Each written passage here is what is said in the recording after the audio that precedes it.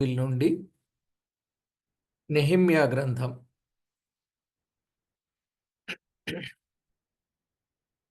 7వ అధ్యాయం. నెహెమ్యా గ్రంథం 7వ అధ్యాయం 5 నుండి 73 వచనాలు చదవాలి. ఒక 5వ వచనాన్ని మనం చదువుకుందాం. జనసంఖ్య చేయునట్లు దేవుడు నా హృదయములో తలంపు పుట్టింపగా ప్రధానులను, అధికారులను, జనులను నేను సమకూర్చితిని. అంతలో ముందు వచ్చిన వారిని గూర్చిన వంశావళి గ్రంథము నాకు కనపడెను. అంతలో ముందు వచ్చిన వారిని గూర్చిన వంశావళి గ్రంథము నాకు కనబడెను. అందులో వ్రాయబడిన వంశావళులు ఇవి. చదవబడిన ఈ లేఖనం కొరకు ప్రార్థన చేసి వాక్యాన్ని విందాం. ప్రార్థన చేసుకుందాం. పరిశుద్ధుడవైన మా తండ్రి, పరమందు ఆసీనుడవైన మా దేవ, మీ ఘననామమునకు వేలాది వందనములు, కోటాను కోట్లు స్తుతులు స్తోత్రములు చెల్లిస్తున్నాం. మా ప్రభువా, మీ దివ్య లేఖనములోనున్న వాస్తవిక సత్యములను తేటపరచి అందున్న సంగతులను మాకు బయలుపరచి మీకు రావలసిన మహిమ ఘనత కీర్తి ప్రభావములను మీరు ఆరోపించుకొనమని కోరుచు, సమస్తమునకు ఆది సంభూతుడు సర్వాధికారి అయిన మా ప్రభు అయిన యేసు క్రీస్తు అమూల్యమైన నామమున స్తోత్రము చెల్లించి ప్రార్థించి వినయులమై వేడుచూ ఉన్నాము తండ్రి. ఆమేన్.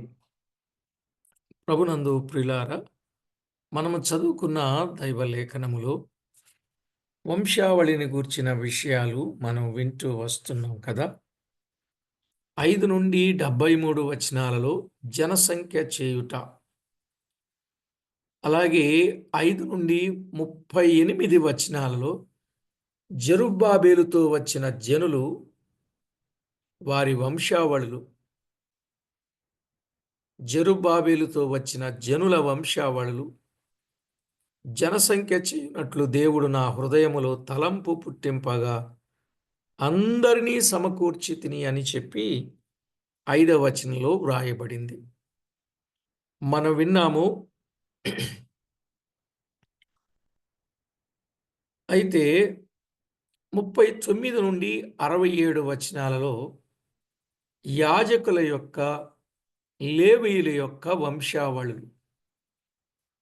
యాజకుల యొక్క, లేవీయుల యొక్క వంశావళులు 39 నుండి 67 వచనాలలో ఉన్న సంగతులు. 39లో యాజకులలో యేషువా ఇంటివారైన యెదాయా వంశస్థులు 973 అని వ్రాయబడింది. 6వ వచనములో ఏమని చూస్తున్నాం? 6వ వచనం, 7వ అధ్యాయం 6వ వచనం. జెరుబ్బాబేలు, యేషువా, నెహెమ్యా, అజర్యా, రైమ్యా, నహమాని, మొర్దెకై, బెల్షాను, మిస్పెరేతు, బిగ్వై, నెహూము, బయనాను వారితో కూడిన బాబేలు రాజైన నెబుకద్నెజరు చేత చెరలోనికి కొనిపోబడి తిరిగి యెరూషలేమునకు, యూదా దేశమునకు తమ తమ పట్టణములకు వచ్చిన వారు వీరే ఇశ్రాయేలీయుల యొక్క జనసంఖ్య అనుంది. ఇశ్రాయేలీల జనసంఖ్యను గూర్చిన వివరాలు మనం విన్నాం. అలాగునని యాజకుల యొక్క, లేవీయుల యొక్క వంశావళులు మనము వింటున్నాం. యాషువా ఎవరైనా హగ్గై గ్రంథములో మొదటి అధ్యాయములో మొదటి వచనములో, హగ్గై గ్రంథం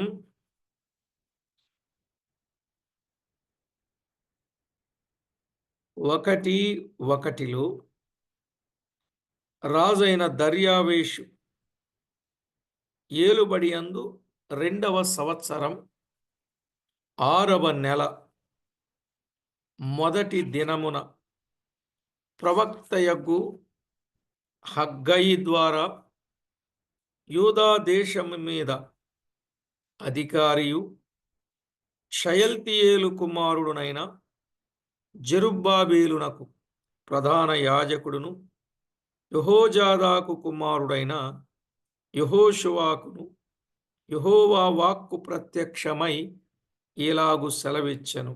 ఇక్కడ ప్రధాన యాజకుడును యెహోజాదాకు కుమారుడైన యెహోషువాకును అనే మాటలు చూస్తున్నాం. అలాగే ఎజ్రా గ్రంథం 1వ అధ్యాయం 3వ వచనాన్ని చదువుకుందాం. ఎజ్రా గ్రంథం 1:3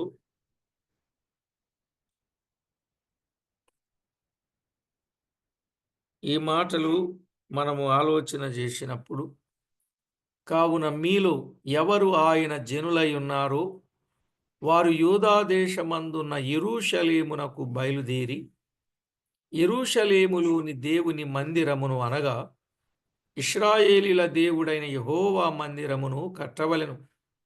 వారి దేవుడు వారికి తోడయుండునుగాక అన్నాడు.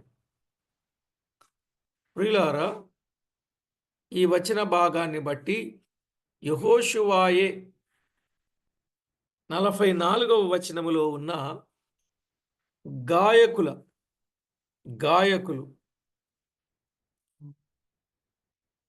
40 వచనములు గాయకులు, 44లో ఉన్న గాయకులు, 40లో ఉన్న ద్వారపాలకులు లేవీ వంశస్థులే. గమనించారా?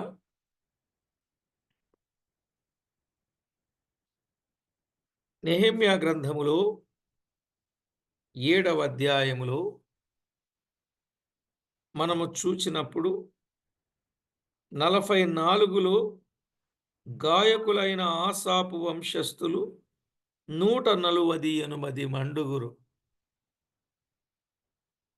అర్థమైందండి? యెహోషువాయే 44లో ఉన్న గాయకులు, 40లో ఇమ్మేరు వంశస్థులు 1052 ఉన్న ద్వారపాలకులు లేవీ వంశస్థులే. అలాగునని 60లో 46లో నెతనీయులైన జీహా వంశస్థులు, నెతనీయులైన 60లో ఈ నెతనీయులందరూ సొలొమోను దాసుల వంశస్థులను 392. గమనించాలి,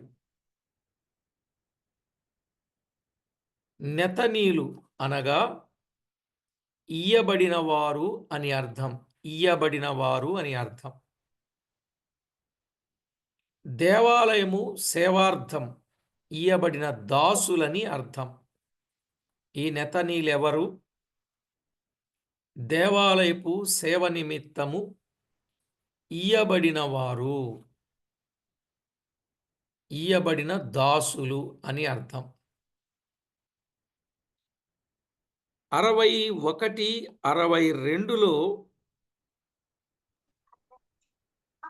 ఉన్నవారు తమ ఇంటి పేరైనను వంశావళి పత్రిక అయినను కనుపరచలేకపోయిరి. ఏది? 61, 62లో ఉన్నవారు తమ ఇంటి పేరైనను వంశావళి పత్రిక అయిన కనుపరచలేకపోయిరి గనుక వారు ఇశ్రాయేలు సంబంధీయులో కాదో తెలియని స్థితిలో ఉన్నారు.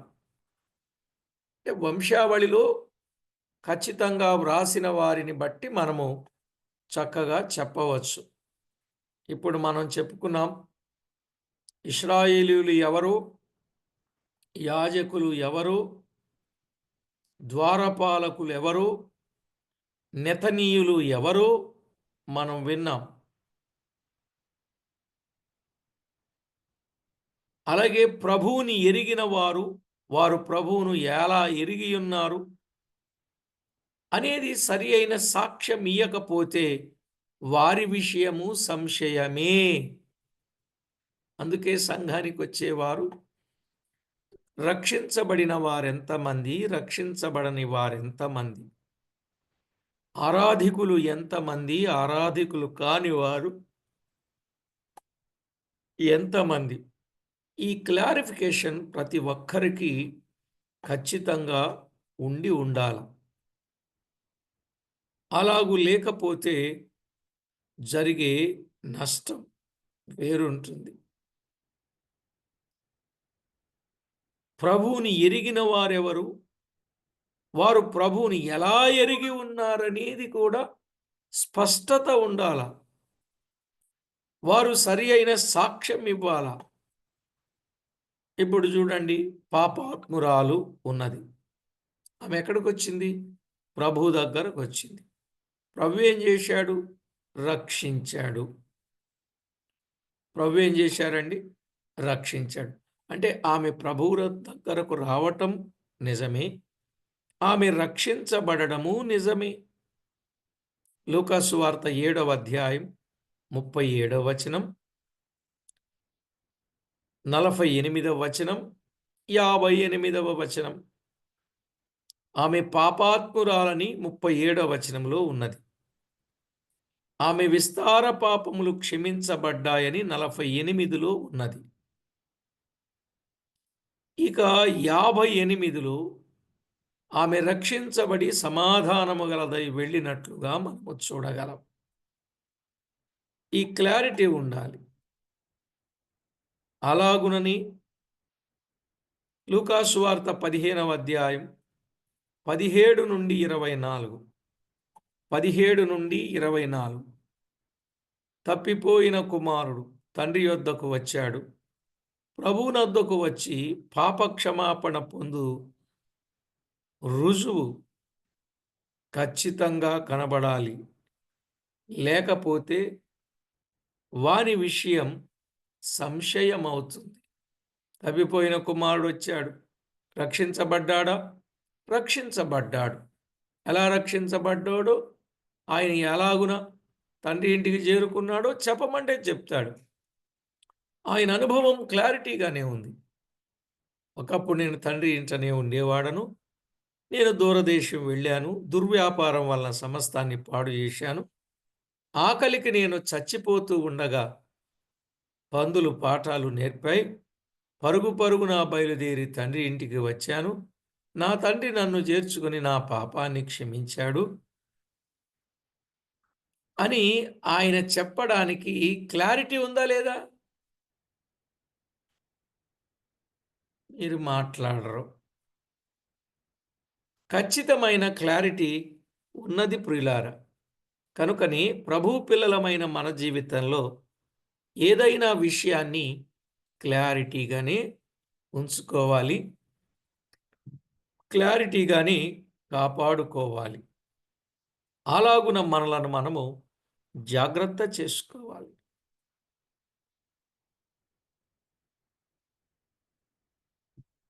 ఇప్పుడు 63 నుండి 65లో ఉన్నవారు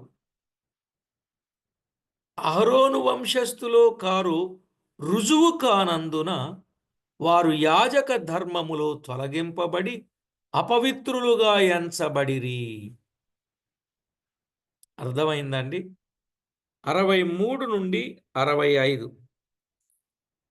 హబయ్యా వంశస్థులు, హక్కోజు వంశస్థులు, బర్జిల్లయి వంశస్థులు అనగా గిలాదీయులైన బర్జిల్లే కుమార్తెలలో ఒకతను పెళ్లి చేసుకుని వారి పేరు చేత పిలువబడిన బర్జిల్లయి వంశస్థులను యాజక సంతానులు.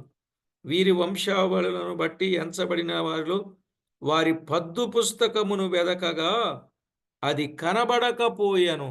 వారి పద్దు పుస్తకమును వెదకగా అది కనబడకపోయెను. కాగా వారు అపవిత్రులుగా ఎంచబడి యాజకులలో ఉండకుండా వేరుపరచబడిరి. అర్థమైందండి పద్దు పుస్తకం ఎంత ముఖ్యమో? పద్దు పుస్తకం ఎంత ముఖ్యమో అర్థమవుతుందా? కనుక ఒక వ్యక్తి తాను నిజముగా రక్షించబడ్డాడా లేదా అన్న ఓ ఖచ్చితమైన క్లారిఫికేషన్ ప్రతి ఒక్కరికి ఉండాలి. ఆ విధముగా ప్రతి ఒక్కరూ జాగ్రత్త పడాలి, సిద్ధపడాలి. కనుక ప్రభువును ఎరిగి విశ్వసించి రక్షించబడ్డారా అనంటే రక్షించబడ్డాను అనుకుంటాండి అనకూడదు. ఎప్పుడు రక్షించబడ్డావు అంటే అప్పుడెప్పుడో రక్షించబడ్డానండి అనకూడదు. ఎలా రక్షించబడ్డాను, ఎలా రక్షించబడ్డావు అనంటే ఎలాగోలాగ రక్షించబడ్డానులేండి, దేవుడు రక్షించాడు అనకూడదు. దైవరాజ్యానికి వెళ్ళగలిగిన నిర్ధారణ చేశావా అనంటే చేశానండి, చిన్నప్పుడే చేశానండి, ఊహ తెలియనప్పుడే మా అమ్మా నాన్నలు తీసుకెళ్ళిపోయి నిర్ధారణ చేయించేశారండి చర్చిలో. అదే క్లారిటీ. కనుక ఇలాగున ఒక్కొక్క విషయాన్ని క్లారిటీగా ఉండాలి. ఒకటండి, రక్షించబడ్డారో లేదో కన్ఫ్యూజన్ మాత్రం ఉండకూడదు. కన్ఫర్మేషన్ ఉండాలి, క్లారిఫికేషన్ ఉండాలి. ఏమండి? ఏముండాలి? కన్ఫర్మేషన్ ఉండాలి, క్లారిఫికేషన్ ఉండాలి, కానీ కన్ఫ్యూజన్ మాత్రకూడదు. రక్షణ విషయములో కానీ దైవరాజ్యమునకు వెళ్ళే విషయములో కానీ స్పష్టంగా మీరు ఆలోచన చేయండి. దైవలేఖనములు చూడండి, వారి పద్దు పుస్తకములో నుండి తీసివేశారు. 65వ వచనం చదువుకుందాం. కాగా అధికారి ఊరీము తుమ్మీము అను వాటిని ధరించుకొని ఒక యాజకుడు ఏర్పడు వరకు అతి పరిశుద్ధ వస్తువులను మీరు తినకూడదని వారితో చెప్పగా, అతి పరిశుద్ధ వస్తువులు మీరు తినకూడదు అని చెప్పేశారు. ఇలాగున వారు ఇశ్రాయేలు సంబంధులో కాదో తెలియని స్థితిలో ఉన్నారు. అహరోను వంశస్థులు కారు అవునో కాదో రుజువు కాలేదు. కనుకనే వారికి యాజక ధర్మములో నుండి తొలగింపబడి వారిని అపవిత్రులుగా ఎంచిరి. పూర్వకాలములో అహరోను వంశస్థులే యాజకులు. పూర్వకాలములో అహరోను వంశస్థులే యాజకులుగా ఉండి వారు పనిచేసిన సందర్భాన్ని మనము గుర్తు చేసుకోవచ్చు. నిజమే కదండి? నిజమే ప్రియులారా. పరిశుద్ధ గ్రంథమైన బైబిల్లో ఇట్టి సత్యం మనము గుర్తిస్తాం. నిర్గమాకాండం 28వ అధ్యాయం మొదటి వచనం. నిర్గమాకాండం 28వ అధ్యాయం మొదటి వచనం.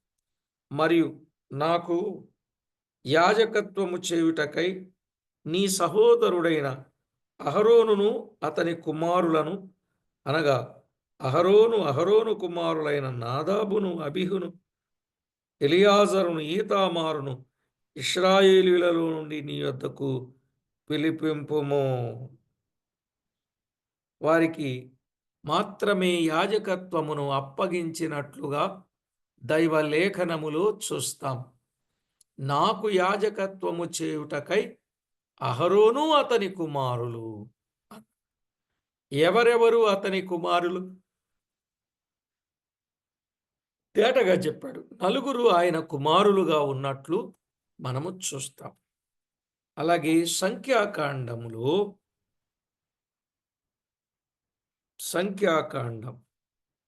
3వ అధ్యాయం.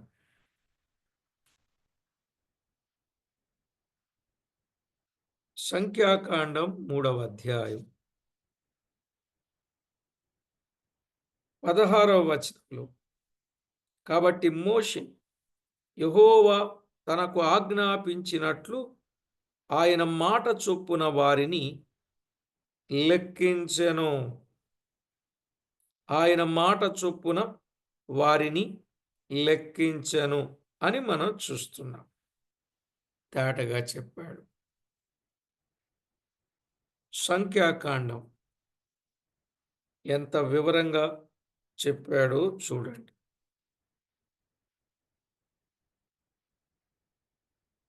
సంఖ్యాకాండం 16వ అధ్యాయం 39, 40 వచనాలు కలిసున్నాయి. అక్కడేమనున్నది? అహరోను సంతాన సంబంధి కాని అన్యుడెవడును యెహోవా సన్నిధిని ధూపము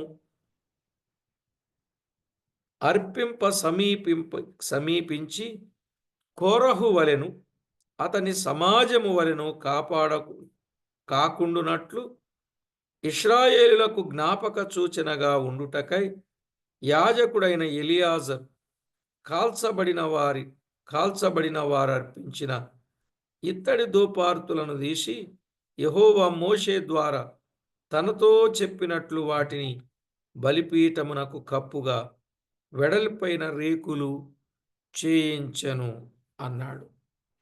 కావున ప్రియులారా, ఎవరు అక్కడ సేవ చేయాలో వారి వివరాలు తేటగా ఇచ్చినట్లు మనము చూస్తున్నాం. నిజమే, దేవుని వాక్యములో అహరోను కుటుంబీకులకు మాత్రమే ఆ ప్రధాన యాజకత్వము చేయుటకు అప్పగించాడు. సంఖ్యాకాండం 18:7 సంఖ్యాకాండం 18:7 కాబట్టి నీవును నీ కుమారులను బలిపీఠపు పనులన్నిటి విషయములోను అడ్డతెరలోపలి దాని విషయములోను యాజకత్వము జరుపుచూ సేవ చేయవలెను. దయచేతనే మీ యాజకత్వపు సేవ నేను మీకిచ్చియున్నాను. అన్యుడు సమీపించిన ఎడల మరణశిక్ష నొందును. మరణశిక్ష నొందుతాడు. అన్యుడెవడైనా అందులో ప్రవేశిస్తే మరణశిక్ష నొందుతాడు అన్నాడు. ఎవరికి అప్పగించాడు? అహరోను కుమారులకు అప్పగించాడు. దయచేతనే యాజకత్వము వారికి అప్పగించబడినట్లు దేవుని వాక్యములో మనము చూస్తున్నాం. అయితే క్రొత్త నిబంధన కాలములో వంశవృక్షముతో సంబంధము లేదు. కొంచెం ఈ క్లారిఫికేషన్ మీరు జాగ్రత్తగా వినండి. పాత నిబంధనలో అహరోను కుటుంబీకులు వంశపారంపర్యంగా యాజకత్వం వస్తే, క్రొత్త నిబంధనలో అలాగూ లేదు. వంశవృక్షముతో పని లేదు. మరి ఎట్లా? అది యేసుక్రీస్తు ద్వారా పిలువబడి ఆయన రక్తము ద్వారా కడుగబడిన వారందరూ యాజకులే. యేసుక్రీస్తు రక్తములో కడుగబడిన వారందరూ యాజకులే అని చెప్పాడు. పేతురు రాసిన మొదటి పత్రిక 2వ అధ్యాయం 9వ వచనం. పేతురు రాసిన మొదటి పత్రిక 2వ అధ్యాయం 9వ వచనం. అలాగే ప్రకటన గ్రంథం 1వ అధ్యాయం 6వ వచనం. ప్రకటన గ్రంథం 1వ అధ్యాయం 6వ వచనం. అలాగే ప్రకటన గ్రంథం 5వ అధ్యాయం 9, 10 వచనాలు. ప్రకటన గ్రంథం 5వ అధ్యాయం 9, 10 వచనాలు. సమాజకులందరూ ఎంతమంది? 42,360 మంది. ఎంతమంది అండి? చూడండి 66వ వచనములో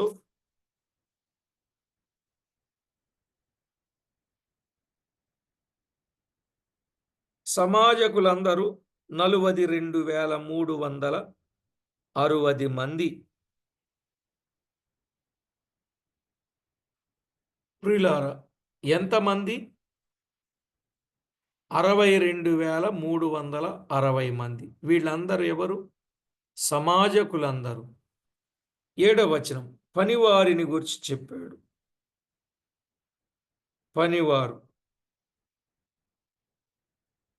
67. వీరుగాక వీరి పనివారును పనికత్తెలను 7,337 7,337 పనివారు పనికత్తెలు. మరి గాయకులు ఎంతమంది? క్రిందే చెప్పాడు. గాయకులు 245 67వ వచనం. 245 గాయకులు. మొత్తం దాదాపు 50,000 మంది వచ్చారండి. మొత్తం దాదాపుగా 50,000 మంది వచ్చారు. 68 నుండి 69 వచనాలు. జంతువుల సంఖ్య చెప్పబడింది. 68, 69 జంతువుల సంఖ్య. వారి గుర్రములు 736, వారి కంచరగాడిదలు 245, వారి ఒంటెలు 435, వారి గాడిదలు 6,720 ఉండెను. కనుక వారి జంతువుల సంఖ్య కూడా చెప్పాడు.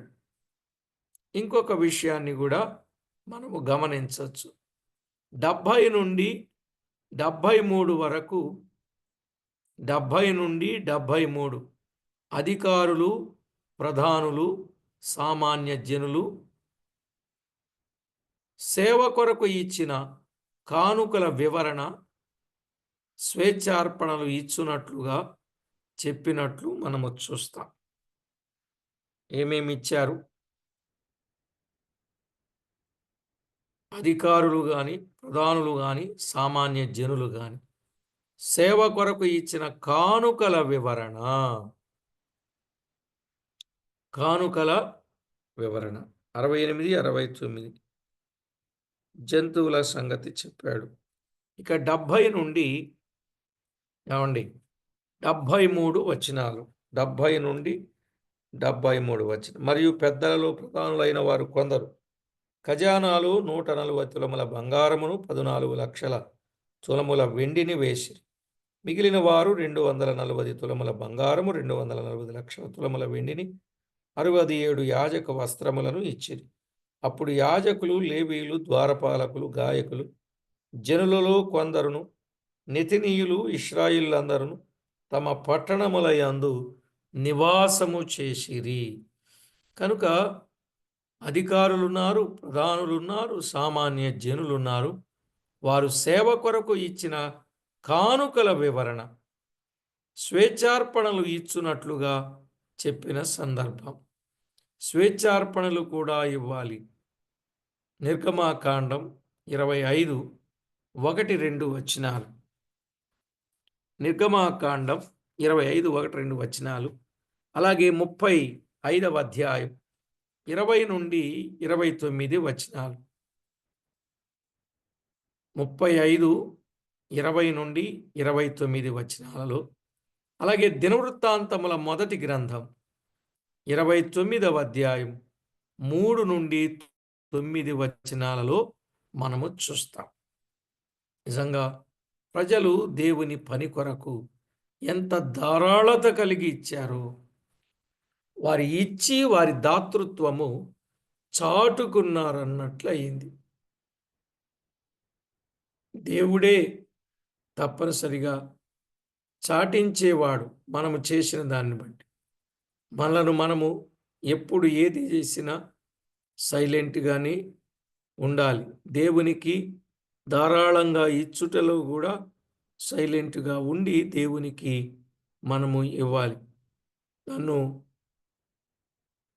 నేను ఇంత ఇచ్చాను కాబట్టి పాస్టర్ గారు, ప్రజలు, పెద్దలు మెచ్చుకుంటారని అందరికీ కనబడేటట్టుగా కాకుండా, దైవ కార్యాల నిమిత్తమై ధారాళంగా మనము దాతృత్వము కలిగి ఎవరికి వారే దేవుని సేవ కొరకు ఇచ్చి ప్రోత్సహించేవారుగా మన జీవితాలు ఉండాలని ప్రభుపక్షంగా ప్రేమతో మీకు మనవి చేస్తున్నాను. ప్రియులారా, ఆ విధమైన అనుభవం కలిగి ఉండాలి. దినవృత్తాంతముల మొదటి గ్రంథం 29 3 నుండి 9 వచనాలు చూస్తే, భక్తుడైన దావీదు మందిరం కట్టాలని తలపెడితే దేవుడు ఆయనను కట్టొద్దని చెప్తే అప్పుడు ఆయన ఏమంటాడో తెలుసా? కట్టబోవు ఆలయం మనుషునికి కాదు, దేవునికే అని చెప్పాడు. అలా చెప్పుకుంటూ వచ్చి ఆయన ఇచ్చాడు, ప్రజల దగ్గర నుండి పోగు చేశాడు, ఆయన ఇచ్చాడు, ఇచ్చేవారు ఎవరైనా మీలో ఉన్నారా అన్నాడు. ఆయన సొంతమైన బంగారాన్ని ఇచ్చాడు. ఇంకా మిగిలినవి లెక్కే లేదు. అంత ధారాళత కలిగి, ఉదార స్వభావం కలిగి దేవునికి ఇచ్చిన వాడు ఎవరు? దావీదు.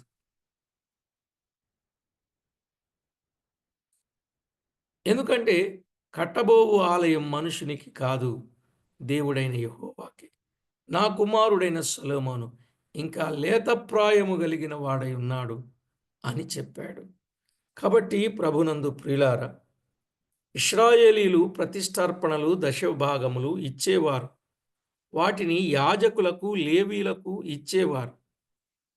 వాటిని లేవీలకు యాజకులకు ఇచ్చేవారు. సంఖ్యాకాండం 18వ అధ్యాయం 8 నుండి 24. సంఖ్యాకాండం 18వ అధ్యాయం 8 నుండి 24. అలాగే క్రొత్త నిబంధనలో సంఘమునకు వచ్చే ఈవులను సువార్త సేవ కొరకు ఖర్చు పెట్టవలెనని వ్రాయబడి ఉన్నది. అర్థమైందండి? క్రొత్త నిబంధనలో సంఘమునకు వచ్చే ఈవులు సువార్త సేవకుల కొరకు ఖర్చు పెట్టబడవలెనని వ్రాయబడింది. ఎక్కడ రాశారు సార్?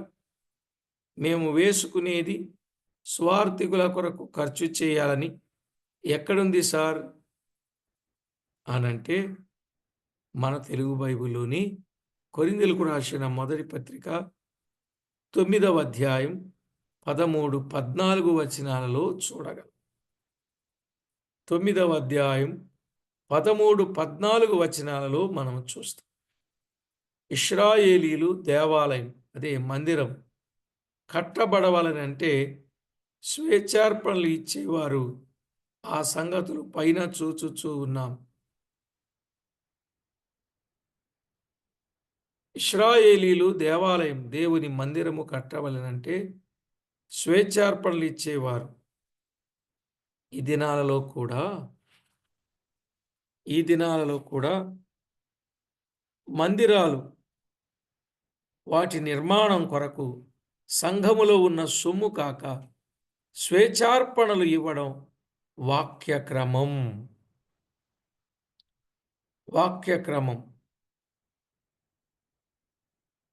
ఇక్కడ ఇవ్వడం వాక్యక్రమం. ప్రియులారా, మనం ఇచ్చే ప్రతి రూపాయి రికార్డ్ అవుద్ది. కనుకనే ప్రతి ఒక్కరూ ఆ విధమైన సిద్ధపాటును కలిగిన వారుగా ఉండాలి. ఇప్పుడు మనం ఈ పట్టీకిని ఎజ్రా 2వ అధ్యాయమందలి పట్టీకిని కొన్ని సత్యములు ఉన్నాయి. ఇక్కడున్న ఈ పట్టీకి ఎజ్రా 2వ అధ్యాయం మందలి పట్టికకు కొన్ని వ్యత్యాసములు ఉన్నాయి. ఎందుకనగా యాత్రికులు బసలో నుండి బయలుదేరనై ఉండగా ఎజ్రా గ్రంథములోని పట్టీ వ్రాయబడిను.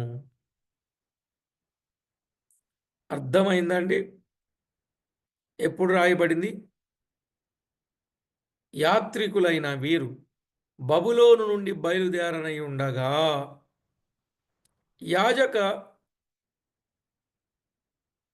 వృత్తిని కలిగి దేవునికి మహిమ ఆపాదించేవారు కొందరు, దేవుని కొరకు ధారాళంగా ఇచ్చేవారు కొందరు, దేవుని పని చేయటానికి సముఖత చూపేవారు కొందరు. కొందరు పూర్తిగా ప్రయాణం చేయక వెనుకదీసిరి. మరికొందరు తరువాత బయలుదేరి యెరూషలేమునకు ముందటి వారితో కూడా చేరారు. ముందటి వారితో కూడా వారు చేరారు. ఇక రెండవది ఏమిటంటే 8-10 అధ్యాయాలు యెరూషలేము నివాసులకు ధర్మశాస్త్రము బోధించుట, వారికి ఉజ్జీవము కలుగుట మనము చూడగలం. యెరూషలేము నివాసులకు ధర్మశాస్త్రము బోధించుట, ఉజ్జీవము కలుగుట అనేది మనము చూస్తున్నాం. ఇలాగున మనము 7 అధ్యాయాలు నెహెమ్యా గ్రంథంలో మనం ముగించగలిగాం. ప్రియులారా, ప్రతి ఒక్కరూ ఈ క్రమాలన్నీ పాటించి దేవునికి ఎంతో మహిమ ఆపాదించాలి. మన ధర్మములు మనము జరిగించాలి. దేవుని పేరట మనము చేయవలసిన కార్యాలు నమ్మకముగా, యథార్థముగా, నీతిగా, న్యాయంగా మనము చేసే వారంగా ఉండాలి. అలాంటి వారంగా మనము సిద్ధపడదాం. ప్రార్థన చేసుకుందాం. పరిశుద్ధుడవైన మా తండ్రి, పరమందు ఆసీనుడవైన మా దేవ, మీకు స్తోత్రము చెల్లిస్తున్నాం. మీ దివ్య లేఖనములు ఎన్నో గొప్ప సత్యాలు మీరు మాకు నేర్పిస్తూ మమ్మను బలపరుస్తూ ఉన్నందుకై స్తుతి స్తోత్రాలు, వందనాలు చెల్లించుచు మా ప్రాణనాథుడు ప్రియుడైన యేసుక్రీస్తు అతి శ్రేష్టమైన అమూల్యమైన నామమున స్తోత్రములు చెల్లించి ప్రార్థించి వినయులమై వేడుచూ ఉన్నాము తండ్రి. ఆమేన్.